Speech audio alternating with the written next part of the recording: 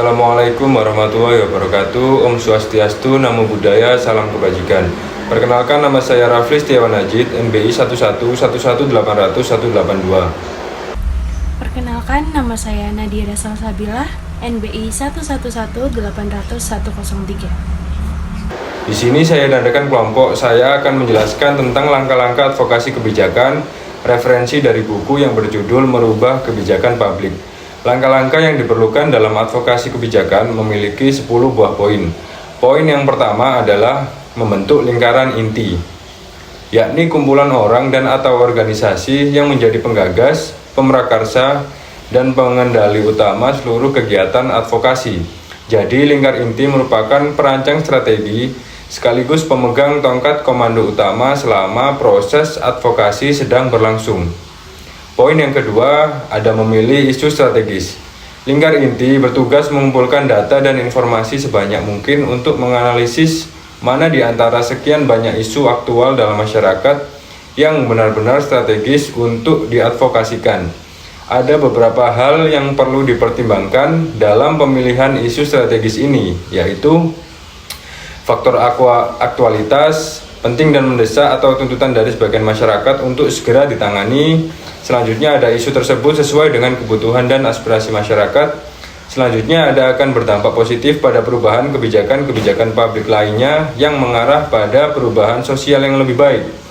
Dan yang terakhir, sesuai dengan visi dan agenda perubahan sosial yang lebih besar seperti yang dituntut oleh masyarakat dan juga direncanakan oleh lingkar inti itu sendiri. Poin yang ketiga, ada merancang sasaran dan strategi perumusan. Sasaran suatu kegiatan atau program harus tetap mengacu pada tujuan dari advokasi, yakni suatu upaya untuk merubah kebijakan publik. Hal ini penting untuk mencegah kecenderungan merumuskan sasaran advokasi yang berlebihan atau sudah berada di luar batas lingkup advokasi itu sendiri. Misalnya kecenderungan memperlakukan advokasi sebagai suatu revolusi untuk merebut kekuasaan politik. Lanjut ke poin nomor 4, ada mengolah data dan mengemas informasi.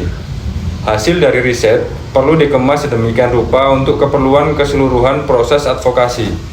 Data dan informasi yang sama, jika digunakan untuk keperluan melobi pejabat pemerintah, tentu saja memerlukan kemasan dan cara penyajian yang berbeda-beda.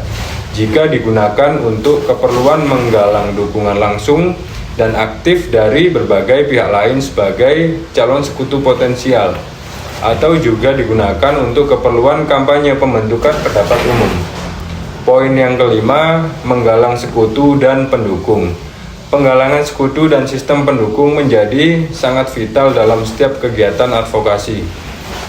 Sekutu dalam kegiatan advokasi adalah perseorangan, kelompok, ataupun organisasi yang memiliki sumber daya atau keahlian, akses, pengaruh, informasi, prasarana dan sarana, juga dana, yang bersedia dan kemudian terlibat aktif langsung mendukung dengan mengambil peran atau menjalankan suatu usaha atau fungsi tertentu dalam keseluruhan rangkaian kegiatan yang terpadu.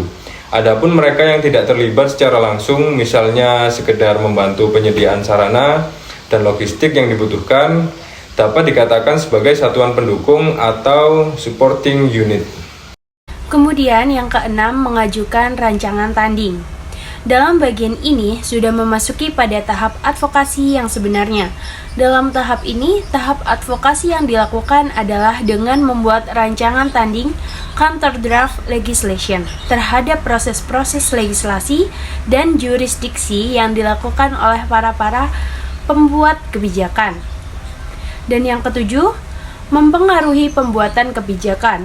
Pada tahap ini dilakukan dengan mempengaruhi pelaku-pelaku utama dari kebijakan publik, atau yang biasa disebut politisi dan aparat birokrasi pemerintah.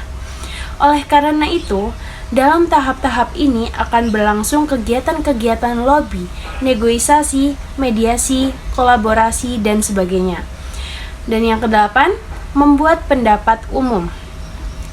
Jalur ketiga dalam proses sosialisasi dan mobilisasi adalah proses sosialisasi dan mobilisasi.